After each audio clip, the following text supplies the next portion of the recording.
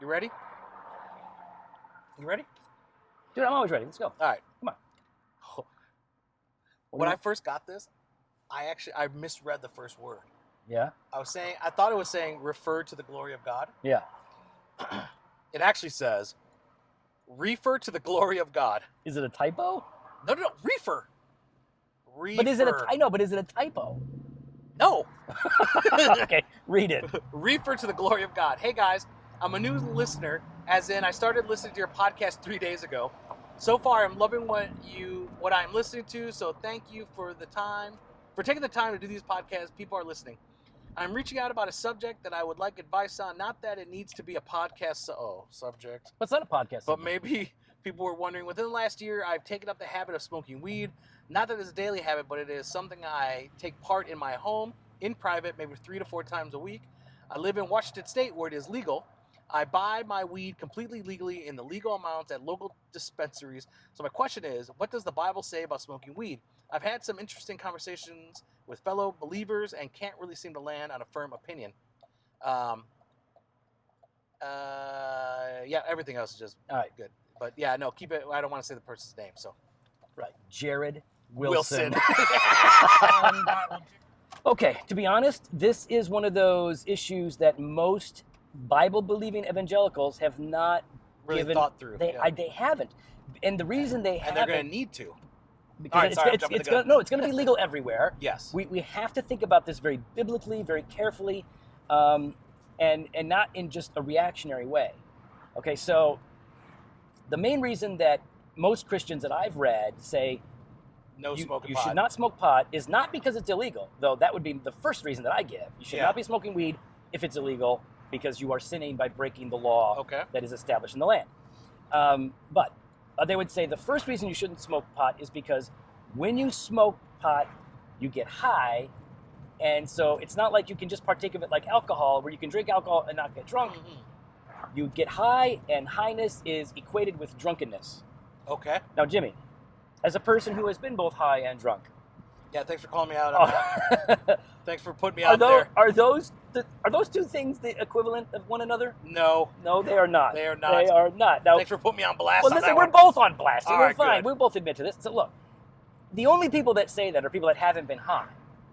Maybe they've been drunk, but they've never been high. If you've been high and you have also at some time been drunk, you know that these are two very different experiences. Yeah. There's a reason why there are people drink alcohol, get drunk, blackout drunk, and they kill people, domestic violence, car crashes, and weed. That's not really a thing. No. So there are some real differences between the effects of the two that pot has on you and what alcohol has on you. Now, that doesn't mean I'm okay with it. I'm just saying, like, don't make that argument, because that's not a sound argument.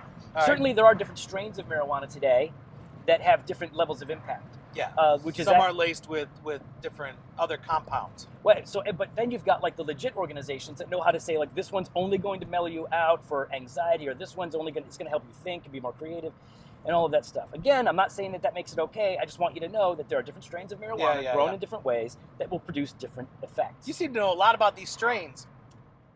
I know my way around pot. Yeah, I'm pretty sure you've been spending a lot of time in Colorado. I have not smoked pot since my conversion. All right. And I have had a lot of opportunities, especially early on. And I like the smell. When I smell marijuana, I'm like, ooh, that smells good. Because it's just, I liked it back then. And so just be careful about the arguments that you're making. Yeah. Now what about the legality of it, the argument that it's illegal? Well, if it's illegal, I think it's off the table. But now once it becomes legal. All right, so now if your church member is smoking marijuana, is that church member sinning?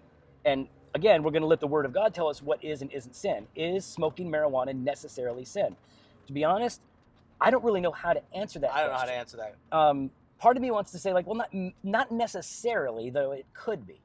I think that... In what case could it be? Well, certainly if you no longer have control over yourself. Okay. So like when you have alcohol and you are no longer able to think, drive, speak, conduct yourself. Like if you go to that farthest extreme of Half Baked. Remember that movie Half Baked? Oh, never mind, guys. Never saw that. Never mind. Like, is it like... No. How about Dazed and Confused? How High? How High? Yeah. I haven't seen that one either. Oh. I just know. I think that. So I don't know. We're in the process of thinking through it as elders. Yes, right? yes. So on the one hand, I don't think we could say to a church member, you're sinning just because you legally are smoking marijuana.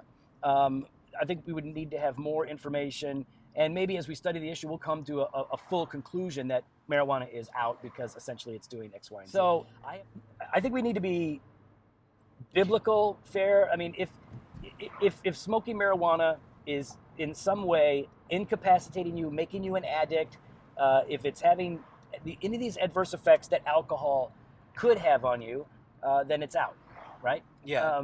So I am not convinced that it necessarily does. So I would not be inclined to bring anybody under church discipline because they smoke weed in moderation and legally, if it was legal. Yeah. I wouldn't like it, personally. And you know why?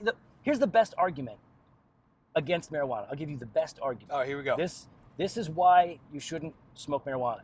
Go. High people are annoying. That's it. They're not funny. That's it. You think you're funny. They think they are. They are not funny. They are not. If you're not high and they're high, they're very annoying. Yes. If you're both high, then maybe it's different. Then you're going to do But it's just, high people are so annoying. So, I mean, at this point, like Joe said, be gracious, be careful. Don't call sin don't call sin that's not sin.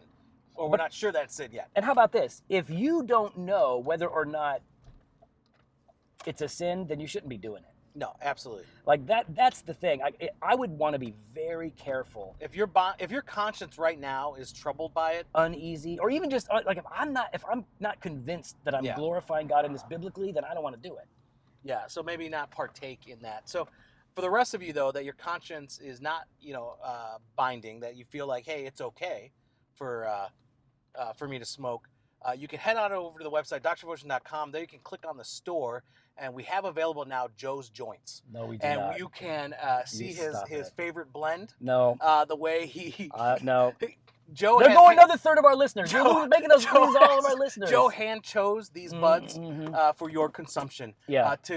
To help you green reach shine. a we call it to green, help green you shine. to help you reach a higher plane of understanding